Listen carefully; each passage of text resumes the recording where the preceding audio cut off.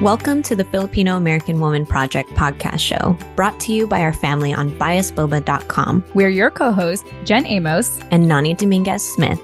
After 3 seasons of sharing stories for Pinays by Pinays, we've gained the knowledge and language to articulate our experiences, and now we're ready to tell our own. As we venture off into the world of business partnership, we want to bring you along for the ride. Keep listening to hear how we explore our Pinay identities together as podcasters, content creators, and entrepreneurs. Now, let's get into the show.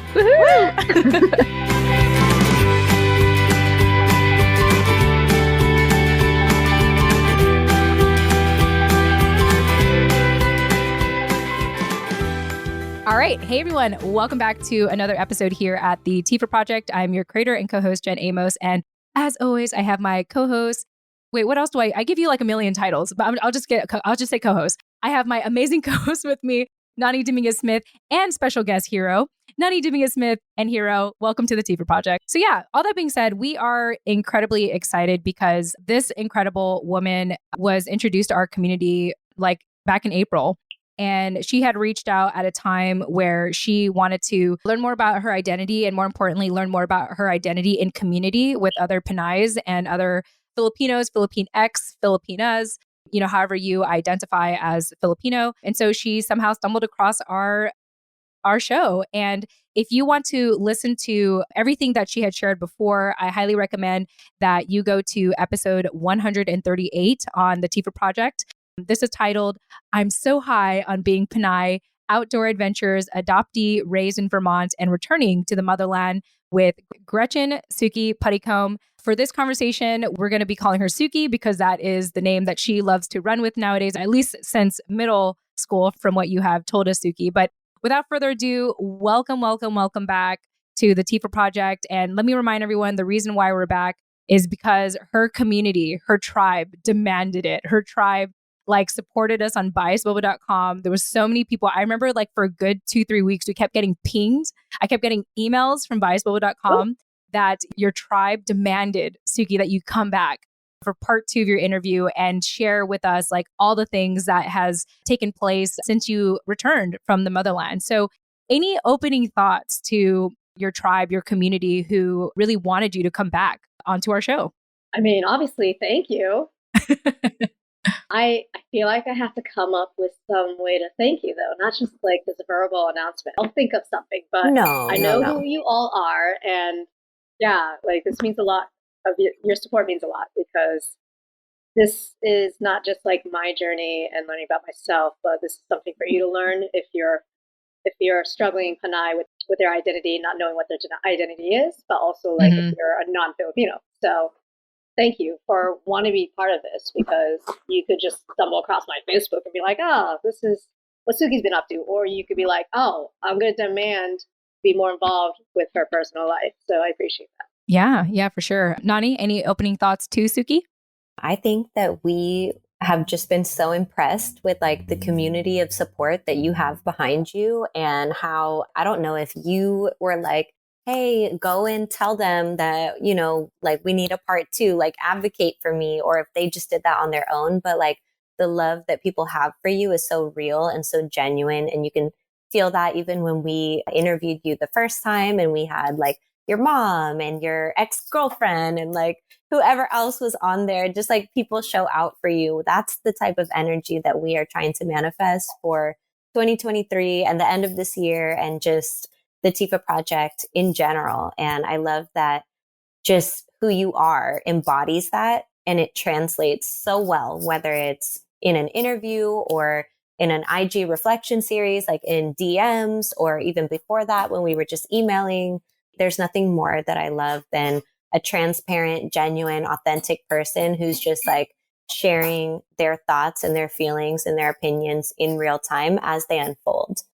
The way that you make space for the totality of the Pinay, whoever joins us on Discord, again, in our reflection series, you are, again, so embodying of the TFAW Project spirit because we like to be all inclusive. We like to be kind of overboard with the welcoming and trying to make people feel at home and giving them that safe space to explore their own thoughts and emotions that they've either been shamed out of or, conditioned not to show to other people. You like really embody that same spirit that we try to give off. So we're just really honored to be back here with you again, to be giving the community what they want, which is more of you.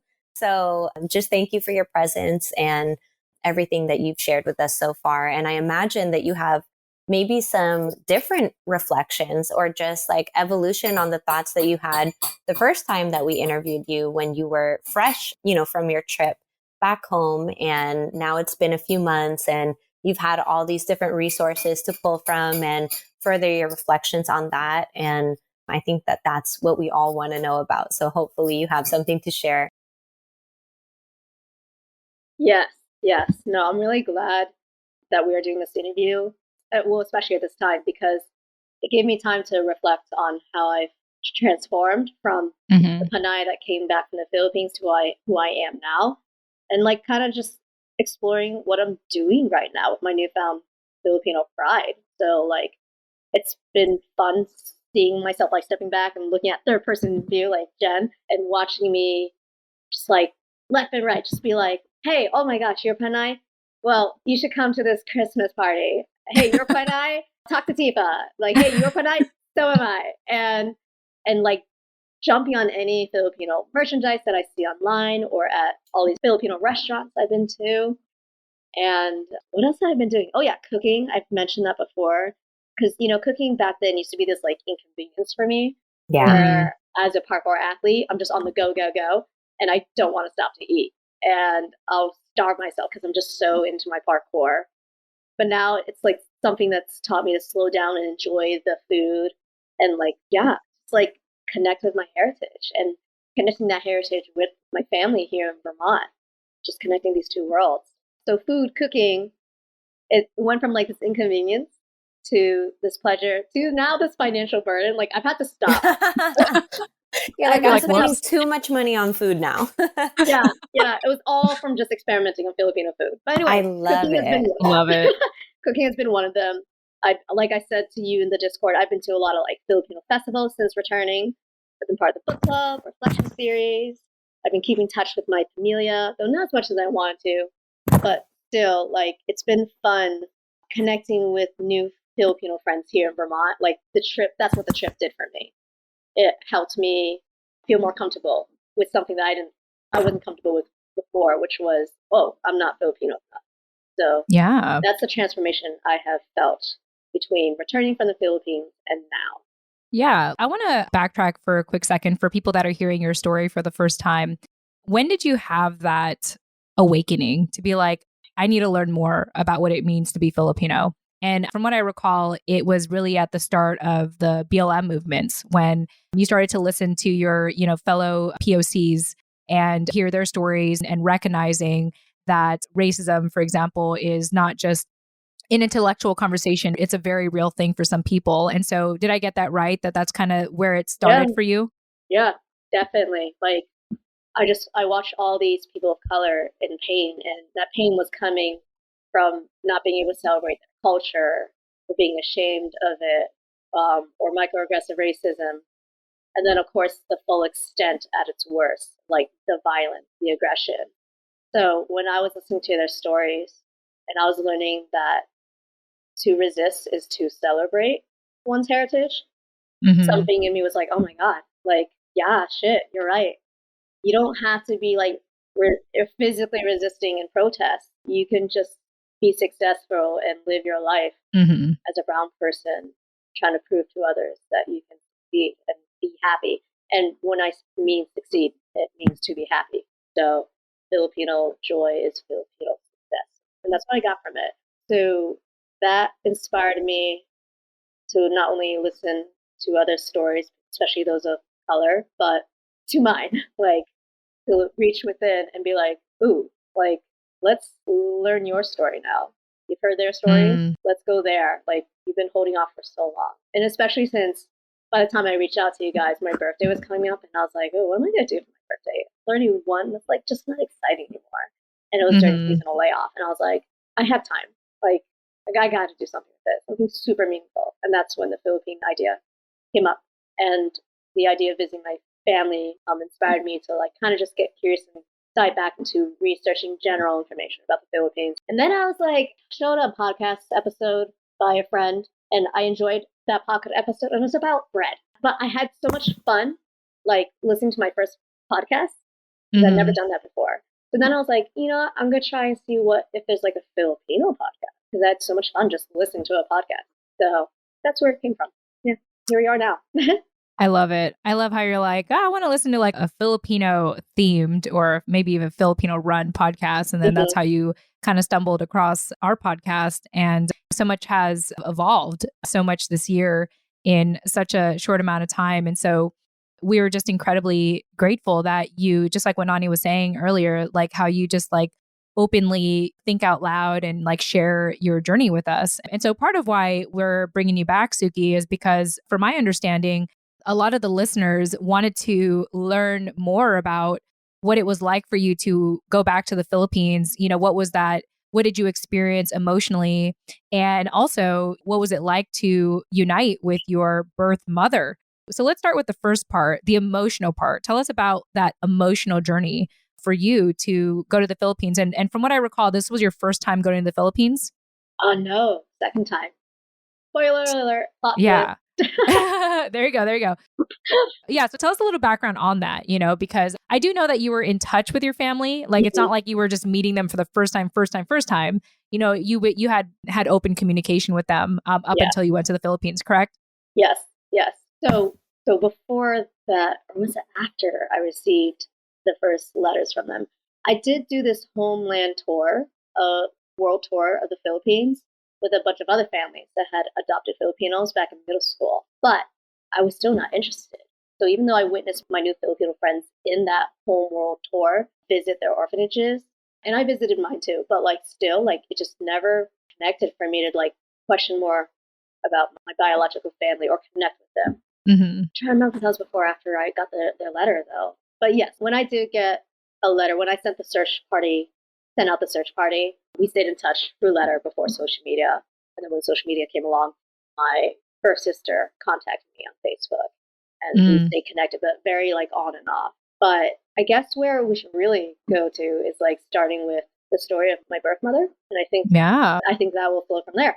So her name's Naima Bruces Ramirez, and she used to work as, I think, a housekeeper, or like she did the laundry for the orphanage that I was born in, or that I was not born in, but like that I was adopted from. And that's how she got me adopted. Wow. Unfortunately, I'm not the child of her husband. He actually died like a couple years before I was born. And at first everyone was telling me, or at least documents were saying, that it was by like automobile accident. But I found like this hidden document amongst my pile here that he was actually stabbed like multiple times. So this crazy mixed messages and mixed conflicting stories. Yeah, they were trying to like cover the truth. Yeah. Yeah. And even Mila, when she saw the document, when I showed her, she was like, what? What? I was told automobile. Or no, the document said automobile, but she knew it was stabbing. So it was just weird that two different documents say two different causes of death. So anyway, that happened to him. I was born a couple years later, and unfortunately, I have half siblings, which means that I was a bastard child. My mother was raped one night, and I became that child. But wow. And so that was definitely the reason why she had to give me up, because there was a lot of humiliation against, like, not just her, but my siblings. Like, they were humiliated and picked on. And so she kind of like ran away from that toxic community. And when she had me, she like snuck me into the orphanage where I ended up getting adopted from. And she even worked there long after I was adopted, until they were like, okay, you're getting old and you've done your part, like go retire.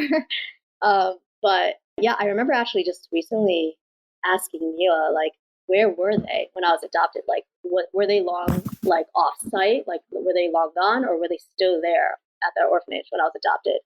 And she was telling me, yeah, I remember a day when we were just in a room together and we were just silently staring at you, and our mother was crying, and I really didn't know why. And then like the nun that was going to bring me to my parents that day the ones that adopted me. The nun like came in closer, my birth mother, and said like, it's okay, just remember she's gonna get whatever she wants, whatever education, she'll be fed, she'll be taken care of.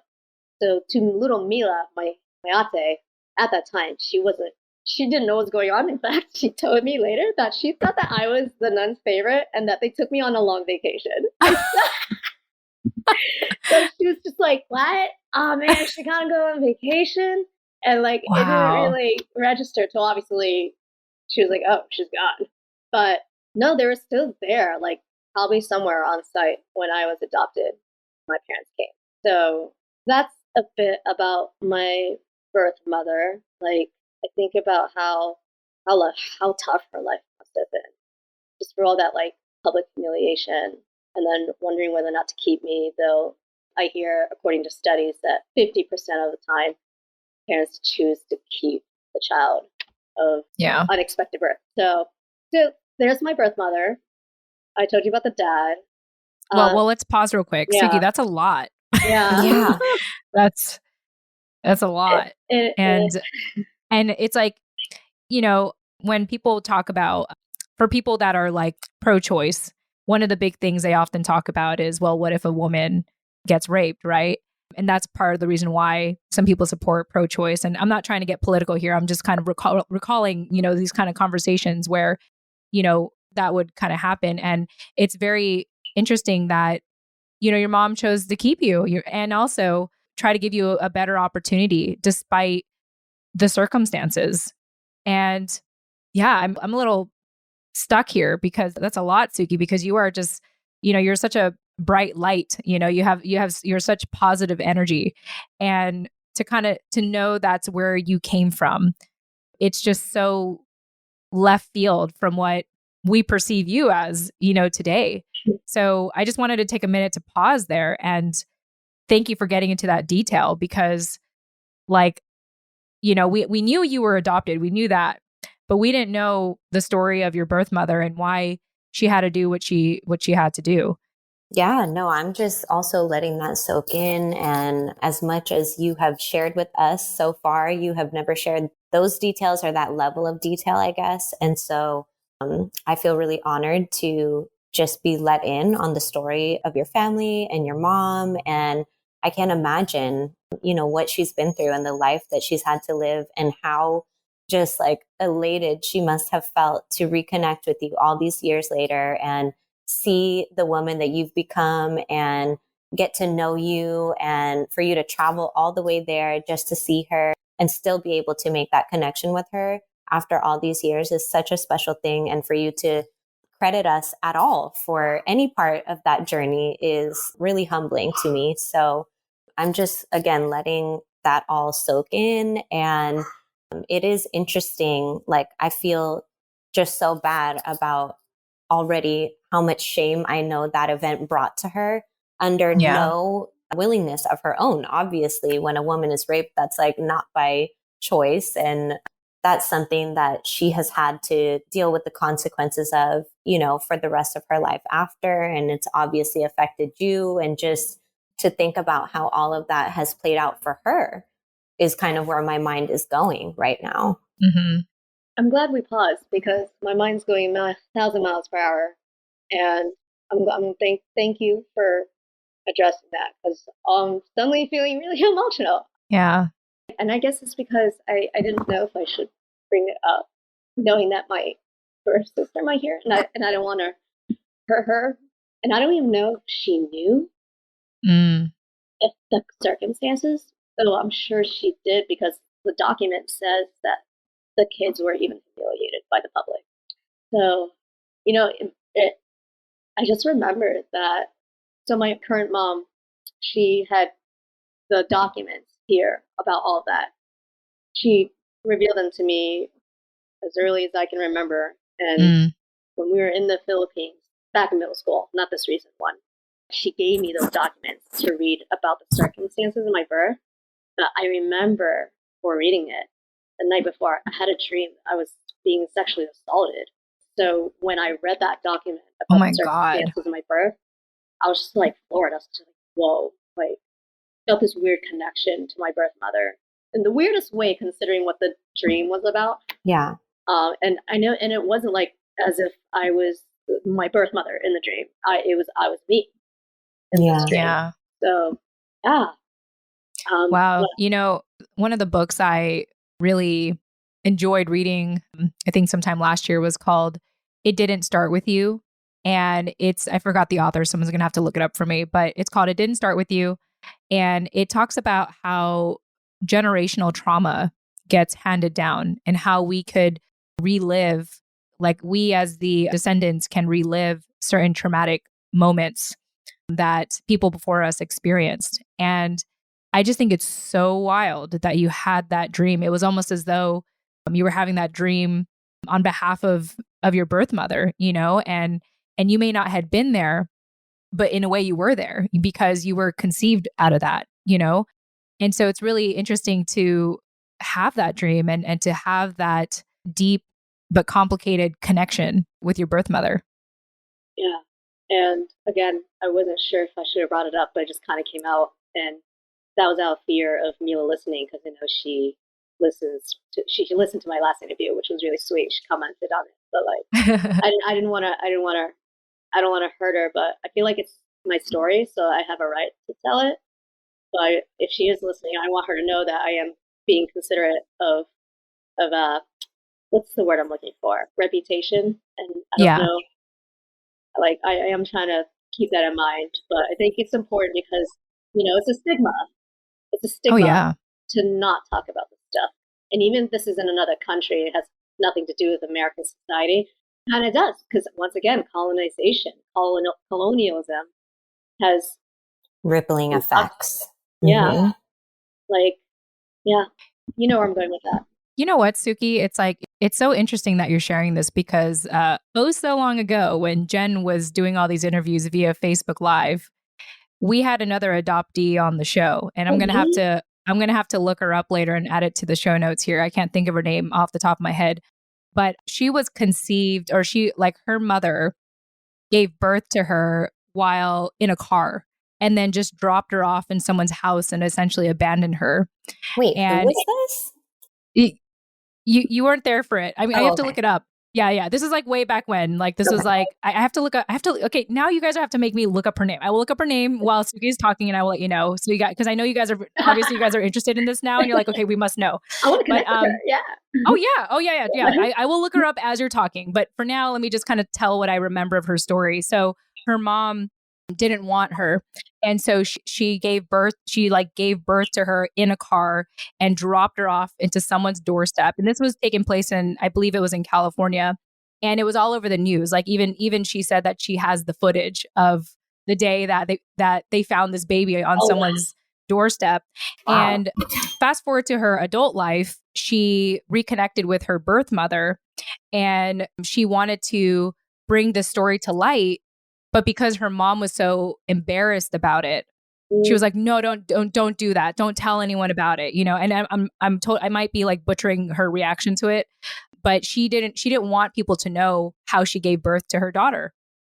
I think her name. Okay, I'm gonna look up her name. I will look up her name, but I will find it. This was back in 2017, y'all. I got to dig through my archives on Facebook and find this name right now. I can't think of it. But anyway, I think her name is, okay, I'll get back. Yeah. So anyway, the point is that she was so enraged that after all of this, after, being abandoned, fortunately being adopted into an amazing family, to reuniting with her birth mother, to her birth mother telling her to not tell the story. She was so enraged by this that she decided she was going to write a memoir of her experience. So now I have to check in with her to see if she's actually doing it. I think her name is Allie Moreno. I will look this up on Facebook right now. That name's coming back to me. I think it's Allie Moreno. I will look it up. But it's so fascinating that you're sharing this, because it seems to me that there's this shame around giving up your child for adoption. And here you are and my friend who I end up meeting, and they're so full of energy and life and optimism and love and compassion, and knowing where you come from. It's kind of like, wow, to me, I take that as like the driving force as to why, you are who you are today, but also because you're so fortunate to have such an amazing family to raise you. But very interesting how your two stories kind of connect. And now I'm gonna have to look her up. Like I said, I'll look her up and I'll put it somewhere here. But thank you for sharing. That's what came to mind for me. Yeah, that's the first time I heard you say that you had another adoptee in this whole TFAW community. Man, we're learning so much about each other. I know, man. I would love to connect. Yeah, with her. Yeah, for sure. Well, we'll take a quick break here to give a couple of shout outs because I know we just addressed an incredibly heavy topic here. Also, I think Rachel's still here. So Rachel, thank you for joining. This is going to be my running joke now that Rachel's still here. So Rachel, if you're still here, we're so glad you're still here. Yeah. Just a quick shout out to a couple people who joined us recently. We got Bea, Marissa Seitz, Fro Hochos, Suzaro Chang. I'm totally butchering all of your usernames. Please forgive me. We have Ace Antonio and Gian Carpio. Yeah. And Bago.la. And Artfully Sarah, who joined us last time. PV Victa. Y'all welcome, by the way. I hope you all are laughing right now as I'm trying to pronounce this. GT Velasco.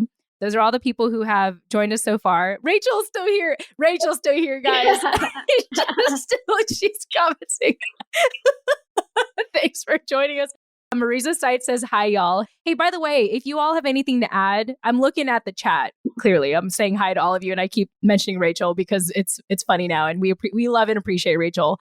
But if you have anything you want to add or anything you want to share or any questions you want to ask Tsuki, please go ahead and ask it because I'm on live, but I'm recording here, but I do see y'all in my peripheral. I just wanted you guys to know that. Peripheral. So just want to take that quick break there and, just kind of reset. We're addressing a lot of heavy stuff today. And for the holidays, actually, that is going to be my last question I'm going to get to at the end of this because I know you have a lot of exciting things going on. But yeah, let's go ahead and jump back in. So yeah, reuniting with your birth mother. You had a chance, you recently shared a video on Instagram stories that I reshared of you actually, was it reuniting or like meeting her for the first time in that video on our IG stories that you all can check out, at this very moment if you wanted to. Was that the first time or? Yeah, that's the first time I physically met her in person. Wow. Yeah. So what was that like? Very, very surreal, but calm. Yeah. It wasn't like, I kind of knew that I wouldn't cry, but I knew that I wasn't going to be like indifferent or like, this is not what I expected. I had a feeling it was going to be kind of like roles reverse where I was going to be like the doting, caring adult, like, comforting the child. That's what it felt like. Like I was comforting a child who was like crying out for its mom in a way because she was quiet when I walked in because I was like looking for her. I was like, where is she? Because she was there waiting in the house because they can't take her because she's blind everywhere all the time. So when they picked me up from the airport and brought me to her house, she was quietly sitting there. And when I saw her, I just like went up to her and I just hugged her and spoke. And I said I think I said Mabuhay Nani, Mahal Kita. And it was just like, like that's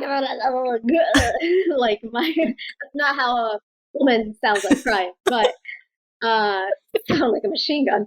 No, we know what you meant. I believe you. And it was just like, so there's a video.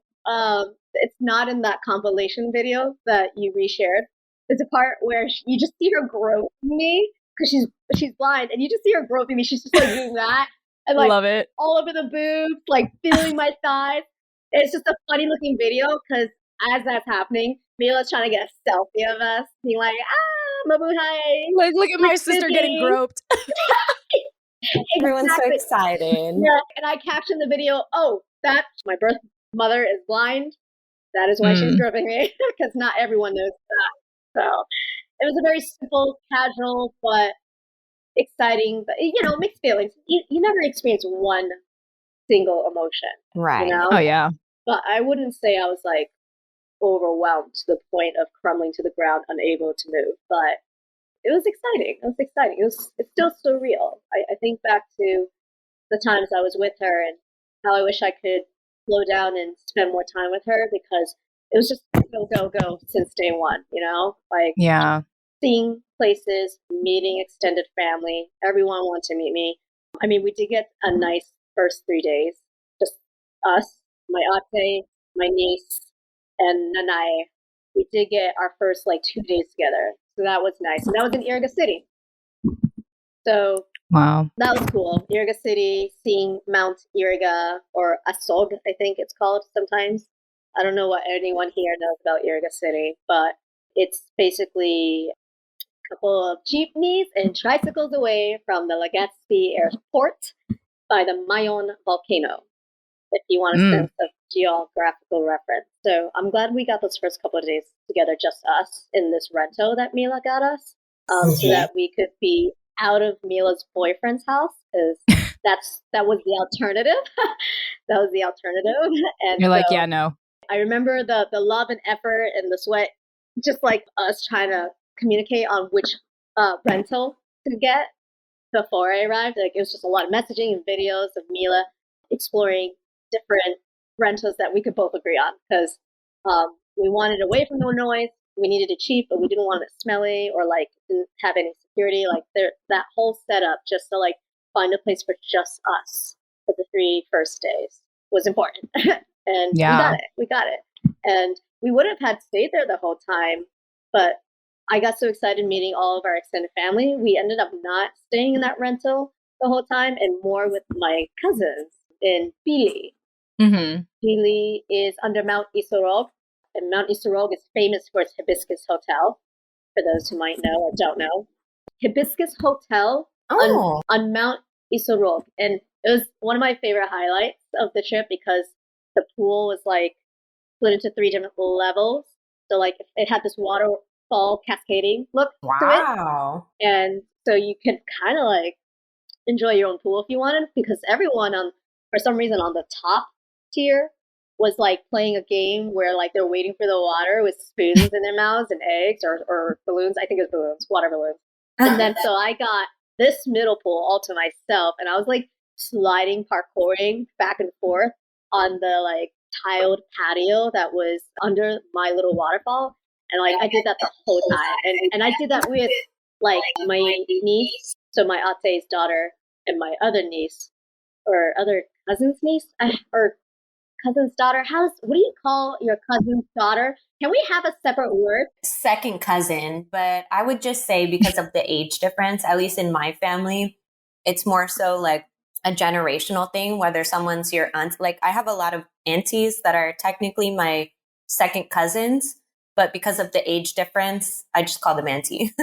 I feel like this should be just a separate word from not like, it shouldn't be just like second cousin or a second cousin removed. It should just be a completely separate word. I agree. There needs to be like a new term that someone comes up with. Like, you know how like we say anak versus like son or daughter, you know? Like, 2022. Here we are. I don't know where to go from there. I was talking about the first days in Iriga City. Oh yeah, and like that was nice too because I got to really get to know my niece. Like my niece has been part of my life in the recent couple of years. She's like 5-6 years old, and she was always there whenever I was Skyping Mila. So it was just nice to get to hang out with her and Mila and our Nani. We danced in the rain. The neighbors were watching. They were like, "Who's this weird American girl dancing in the rain? That rain is gross. Like, get out of there." But they were smiling at the same time. They're like, because, I'm with a cute little 5-year-old, so why wouldn't they smile? And then I remember that the first day was also like my search for a Kali stick. So I tell you about our Filipino martial arts Kali? No, I don't think so. Yeah, we have a badass native martial arts ladies. And so it's called, nice. I think it's called Baling Tawak, or I think that's the umbrella term, but I usually refer to it as Kali. And we have an eskrima stick. And my first day there already, when Mila brought us to the market, to grocery shop, I was already on the search for a like more authentic Filipino martial arts. Ooh, yes. It's just a normal looking bamboo stick, but it's used, for practice. This is not the one I found in the market. It took me a whole week to finally be like, I can't find a stick. Like, and then I turned to my kuya. I was like, "Can you make me a stick?" And he was like, "Yeah." And all of our relatives are like, "Yeah, she's been like accumulating sticks in the house. You just make her own because she's not happy with it." So it was very special. Oh, I was so excited. You have no idea. He actually took the remains from the nipa hut that my cousin was making for a guest house behind his house. So he took those remains and cut it to the length that would fit in the suitcase home. And and varnished it.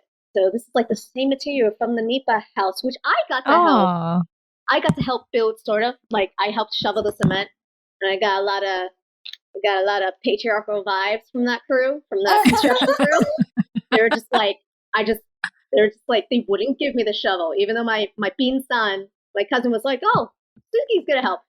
No one gave me a shovel, and I kept having to be like, Filipino assertiveness, American assertiveness. I was like, "Give me that shovel! I want to help." And so I end up like almost getting into this speed competition of who could shovel the fastest, because I was a lift operator. My Stone Mountain Resort job. You're like, I can do this. Yeah. And so like it wasn't officially established, but you could feel it in the air of like me competing with this one other guy. But like, and I couldn't, but at the same time, I couldn't tell if it was a competition or just them trying to like get the cement to the spot in time before it cooled over. So like, anyway, that was a fun experience because I was getting to witness a Nipa, right there in the backyard of my cousin. So that was one of my highlights, despite the unnecessary competition I felt in the air. It's fun. It's fun. And it's like, do y'all know who I am? I'm Tsuki. I'm a parkour coach. I climb buildings. Exactly. I did do that. I'm strong. I did try to climb on top of the Nipa. There's half excitement and half like, no, we're trying to build that thing. And that's not stable, Tsuki. Definitely drew a crowd. Everyone was there, just like people I didn't know. Like some people from the pastor community, because my cousin is a pastor. He has his own chapel in his house. And this is the place where I stayed most of the time. So like you have his house, but then you have this giant cement indoor walled-in chapel where people could bike, play, do their church service, because they're a Christian. So a lot of Christian services were always going on. So people would just come in and out, like just strangers, like getting comfortable, helping clean dishes, grabbing food. Mm-hmm. And these were the community that was there. On the day that I happened to be there, like shoveling cement, trying to prove myself.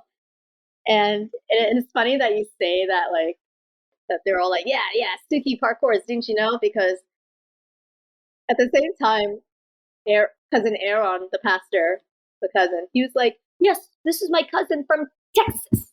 And I was like, I'm not from Texas. I have established that. And I'm like, it's a hat. I don't know if he's trying to show off with a hat or if he truly thinks I'm from Texas. And he kept saying that in his Facebook post. So that was funny. For some reason, he like got that stuck in his head. He was like, no, she's from Texas. And I told this to my relatives, and they were like, just let him have it. He's celebrating you. He's excited. Yeah. So, yeah. I love it. Wow. Yeah. It sounds like you really, really got a lot out of your experience in the Philippines. And I have to say, it gives me hope and relief knowing that the Philippines can be so fun to visit family. And, you know, I, on the other hand, I didn't have the best experience like visiting family over, it was like some time ago now. I don't remember what year. It was like 2008 or something, but it was it's nice to know. What I'm trying to say is that it's nice to know that there are safe places, safe environments, you know, for you to really experience all these things and, you know, kind of like give back in that capacity. And I think that's a really, really beautiful thing. Yeah, I think that we all have such just different experiences with our trips to the motherland that we're all coming at it from different angles. And like, Jen, I understand why you're saying that. I know, Tsuki, if you've listened to our older interviews, our, you know, first round of interviews that we did on the TFAW project, you probably also do understand why she's saying that. And for me, you know, I just visited for the first time in 2020, right before, literally right as COVID was hitting. So it's just like interesting to see all these different timestamps. Like, you know, Jen, when you were there, it was like in the younger years of your life or like your teenage years. And for Tsuki and I, it's more so in our adult years and like definitely at different places in our journeys, you know, for all three of us. And so I think that there's just the way that I left feeling was like, I didn't get to do enough of that. I didn't get to go see my family because the volcano erupted. I didn't get to see where my dad was born. I didn't get to like connect with kind of my heritage line in that way. I just got to kind of bounce around and explore the party areas and the fun stuff and that kind of thing. So there's like, it just left me wanting to go back and find more of those spaces where it was safe to do that exploration. And I think that ideally is what I was trying to say. It would be really nice to have the opportunity to do that together, like in a community like this, where we already have had our individual experiences and shared them with each other and, you know, juxtapose them with each other, and to go back and maybe like, I mean, I don't know who might be able to lead that process or what, but there's just so much to explore over there and so much opportunity to reshape our relationship with our roots, you know, just like you've done on your trip. And that continues to unfold as, you know, after you've gotten back. And for Jen, I know you've been hesitant to go back for your reasons, and it's not like really an attractive thing in your mind. But I just wonder like how we could bring the collective experience, like digital or virtual experience that we've created with each other here, because it's been so life-changing and so just like moving the needle forward for our community here, like what that might look like over there. Yeah, word. So if anyone is an expert in travel that would like to plan for our, I'm going to say 2030 or maybe sooner, maybe 2025, year 2025. Well, I'm young and spry. Yeah, I guess that's a good idea to go when we're still young. So if anyone is a travel expert and knows all the safe places, and if you need me to elaborate, I will be more than happy to tell you that privately. We're open to it. We're open to ideas. And with that being said, let me go ahead and give a couple of shout outs here in the chat. Of course, Rachel comes through once again. So name did come to me correctly. Allie Moreno was the other adoptee, the first adoptee that was on our show way back in 2017. I actually private messaged you the link already, Tsuki, but she was episode 8 back in my Facebook Live days, which I can't believe you're going to go. I know you're going to watch this, and I'm just like, don't tell me what I sounded like at that time, because that was like 5 years ago now. Like, oh my goodness, I can't even like imagine going back there. But feel free to watch it. Focus more on the message, not on Jen. Like, don't tell me anything about me. But Rachel shared it in the chat here, Allie Moreno, episode 8 on Facebook. And honestly, I have no idea what she's been up to nowadays. Allie, if you happen to watch this, hi. Great to connect with you again. But you came to mind for me in hearing Tsuki's story. And Tsuki, I hope you have a chance to connect with her. And if you do, I hope that you two have a chance to bond and see what kind of friendship fosters from that.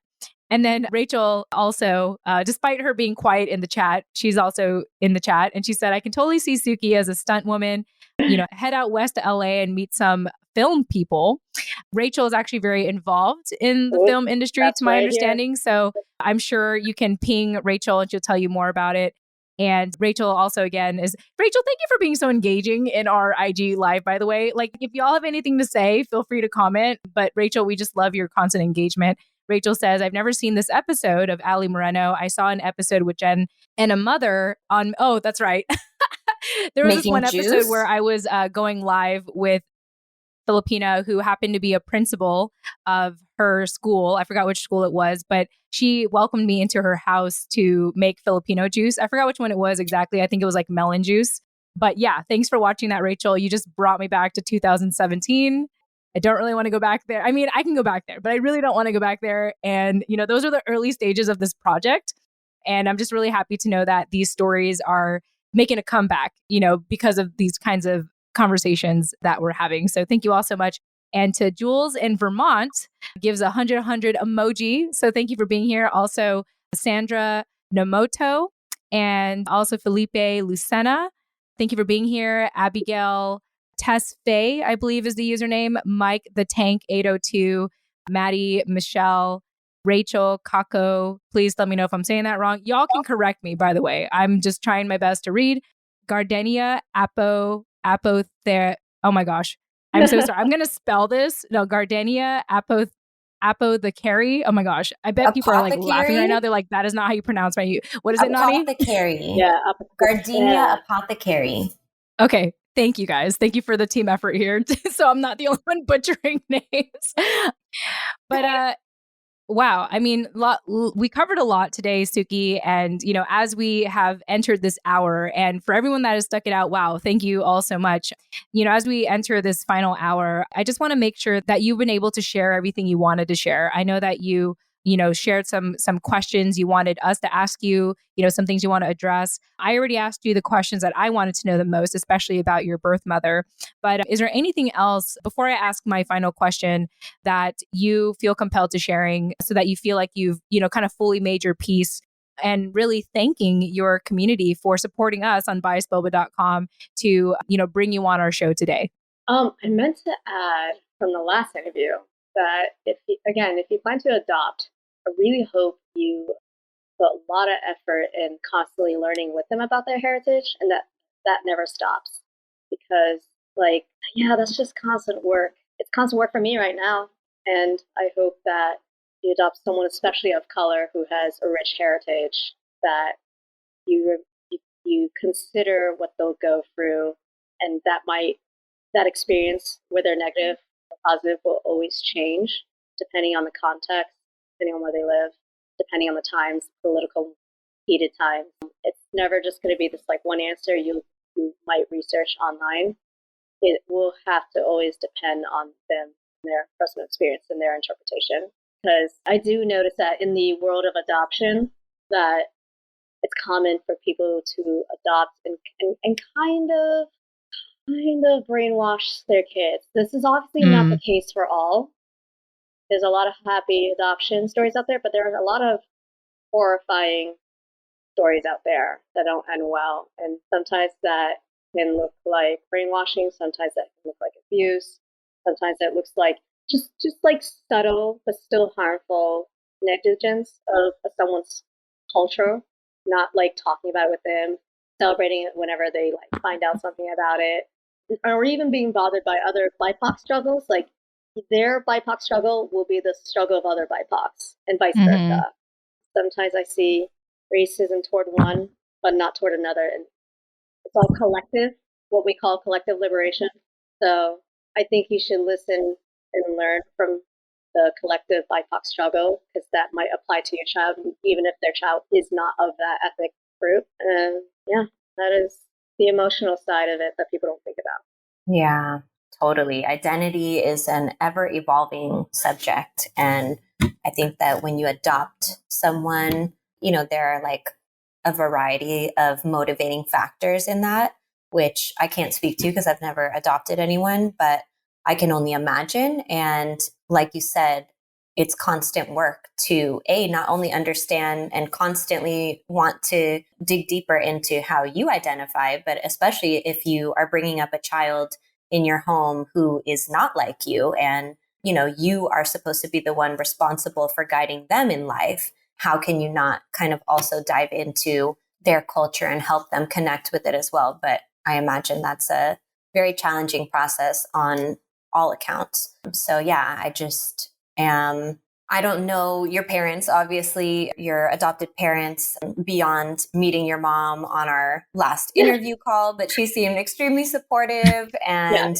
just in where you're at in your journey today. I know that they had to have at least some hand in that. And I'm grateful that they did, because that's how you found us. And that's how you've kind of catapulted yourself into this process of learning who you are and what that means and what your Filipino heritage means to you. So I'm just, again, absorbing it all. I know. Yeah, it's a lot. And in addition, I think it's also important that if you don't find that support when you're trying to connect with your heritage, if you don't find that from your adopted family, I hope you find that with another chosen family. And sometimes you have to keep them separate. Sometimes that group is going to be the one that helps you, even if you want that group to be the one that helps you.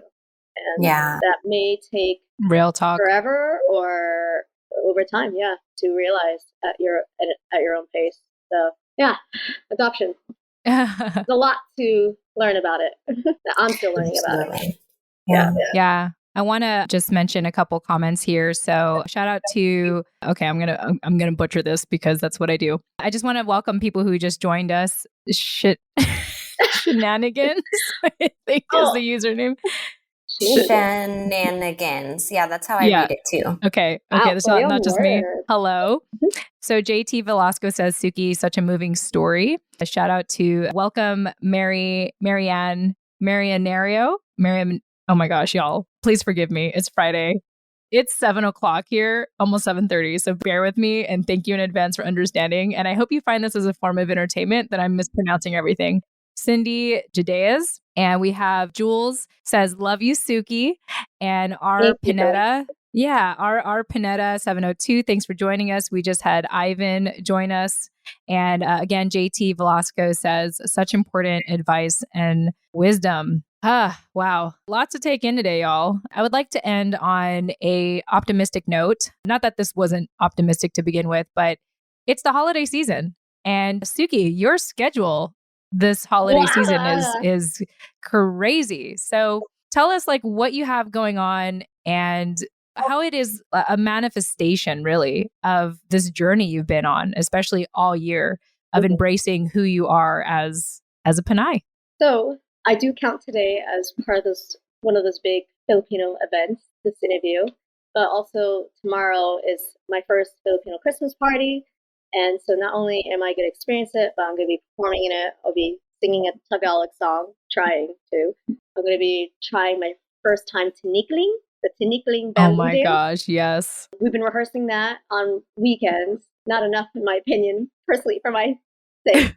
And then, what's the other one? Oh, I'm giving a speech, just like a speech. Okay. That I'm polishing. This is all You're like leading tomorrow. This whole event. No, I am not. I'm not, and yet it feels like it, but I know I'm not. I'm not even. See, you're warming up. Like this is your warm up to your speech tomorrow. I guess you're welcome. I guess so. Yeah, but it's not just tomorrow's Christmas Filipino party. There's one on December 17th, and that is a beauty pageant that I've been asked to participate in. But I'm like, how do I get sponsored? Because people are saying something about sponsors. I'm like, how does that work? And I'm just like, oh my god. Oh and then yeah, the beauty pageant world is like a really intense world in Filipino culture. Yeah.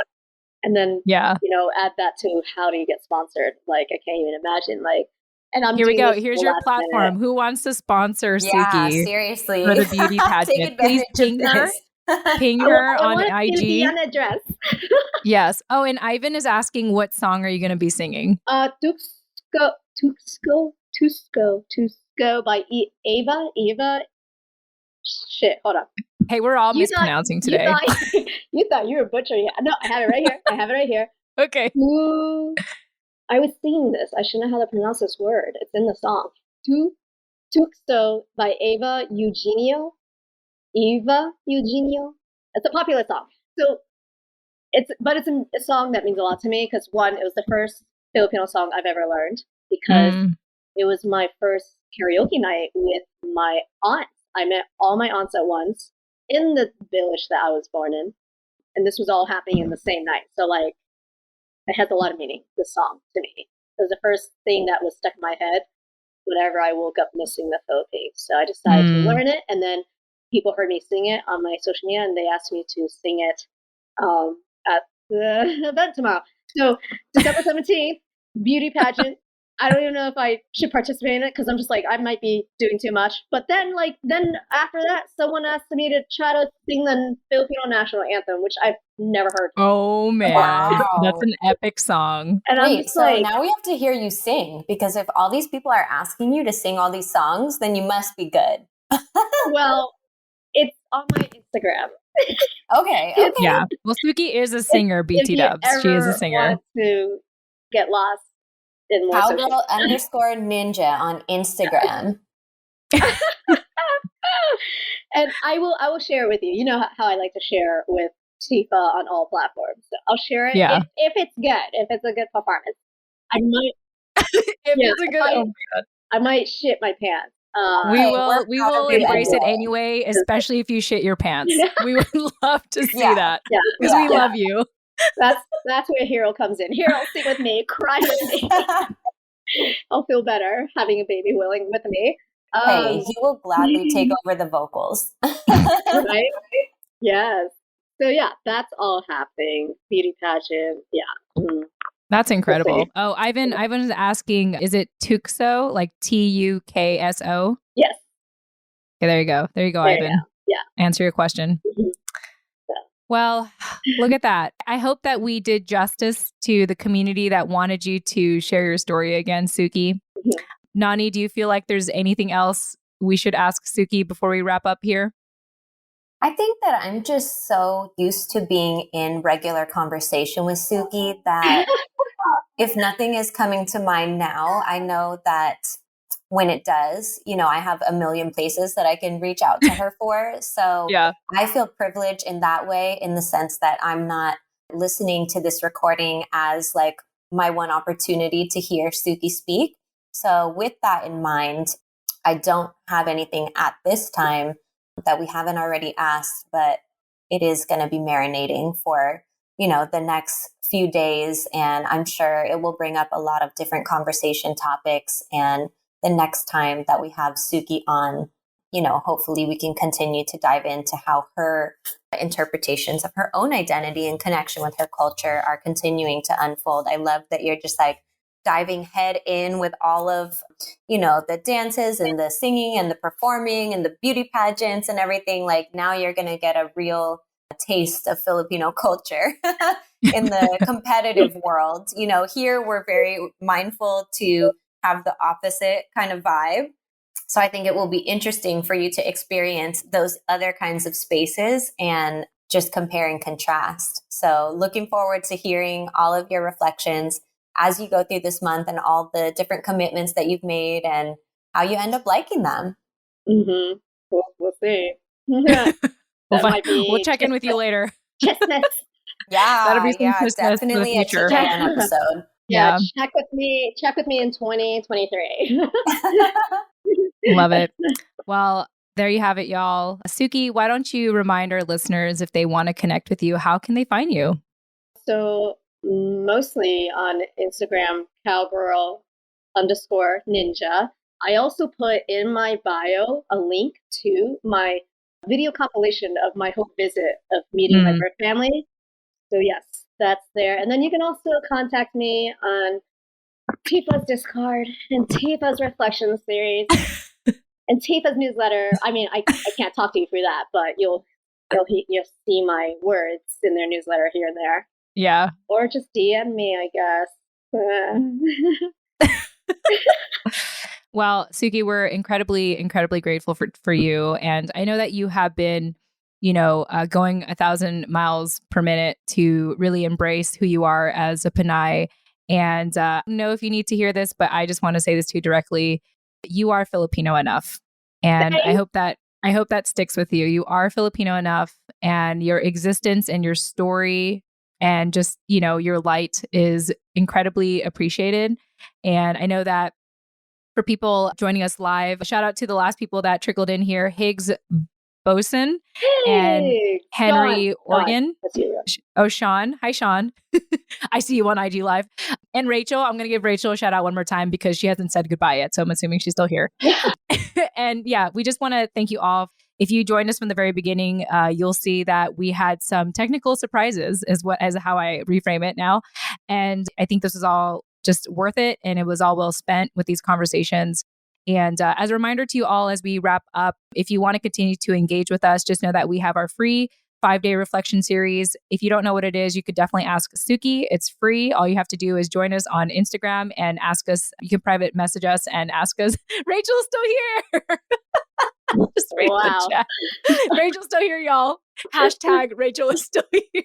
I hope you're enjoying this. I'm giving you a lot of attention, Rachel, because I know we're not going to see you for the book club and probably the vision board. So we're definitely going to miss you. So thank you for joining us live as we wrap up here. And everyone else, of course, that has been joining us this whole time. Also, as a reminder, we do have our last book club. I think at the time of this recording, it comes out, we're already going to have had the book club, or I think it might happen the end of the day. But check the show notes of this episode when it comes out to see what our next update is for the book club series. And on Tuesday, December 27th, we are having our free vision board event. This is an opportunity for you to, set your goals, objectives, your hopes, your dreams, your desires for 2023. We're all going to get together and via Zoom to create our vision boards together. If you don't know what it is, Tsuki has recently learned what a vision board is, so you can direct message her and ask her directly, what is a vision board? Or listen to our recordings earlier in this message, but we would love to have all of you. Or Rachel, because Rachel's still here. And yeah, we would love to have you. Any questions you have on anything we talked about, just private message us. And we have Brunette Cookie, who just joined us toward the very end. We're about to wrap up here, but thank you for joining us live. And that's it, y'all. We're just going to wrap up. Happy holidays, Tsuki. Thank you for your time. Thank your community for advocating for you to be back on the show with a vengeance. And we were just so happy to have this conversation. Nani, any final closing thoughts for Tsuki and for our community? No, just that it's always a good time with you. And again, I'm looking forward to our vision board or our book club or wherever the next opportunity that we're going to get to talk to you and hang out with you in this virtual world again. And I hope that for our vision board exercise, all of y'all here on Instagram will be joining us. Mm-hmm. Yes, for sure. We'll have all that information in the show notes of this episode. Or you could always private message us or DM us on DM means direct message for our podcast listeners that don't know what DM means. You can direct message us on Instagram. There's lots of ways to stay in touch with us. And with that said, thank you all so much for joining us. And we will chat with you all. Oh, wait, one more thing. So Rachel says, thanks for sharing your story, Tsuki. Happy holidays, all. Yes, you, happy Rachel. Holidays, everyone. Thank you. Happy holidays, everyone. Yeah. There you go. Yes, we appreciate you all. Thank you all so much. Happy holidays. Have a great weekend. And we'll chat with you all soon. Take care for now. Bye, everyone. Bye. Bye.